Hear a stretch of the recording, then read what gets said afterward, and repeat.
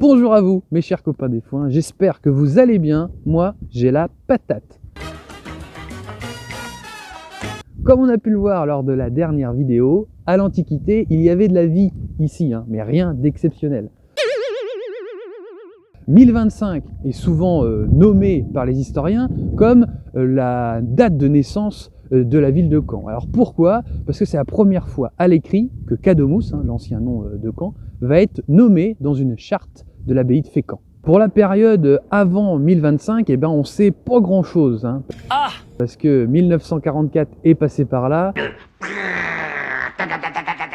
Caen a été bombardé et les églises, qui sont souvent des bonnes sources d'informations pour l'archéologie, elles sont trop instables pour réaliser des fouilles prononcées.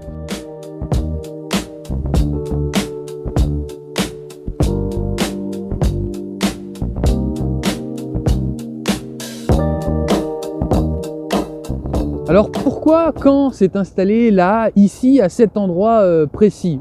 Faut avouer que cette ville a quand même plusieurs atouts. Il y a des cours d'eau, comme l'Odon, l'Orne par exemple. On est aussi pas très loin de la mer, on est à 10-15 km à peu près à vol d'oiseau. Et puis comme j'ai déjà pu le dire dans une autre vidéo, Caen se situe quasiment au milieu d'une ancienne voie romaine, l'axe Bayeux-Lisieux. Et ces raisons, elles vont participer au développement d'une petite ville. Mais il y a une chose qui va changer à partir de 911, c'est la paix avec les Vikings. Les hommes du Nord vont avoir leur territoire et la Normandie va naître.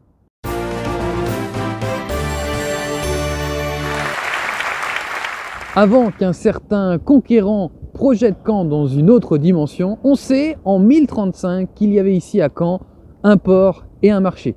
Les villes importantes du coin étaient Bayeux ou Rouen. C'est ainsi que se termine cette vidéo. Merci de nous avoir suivis. N'hésitez pas à partager mon contenu.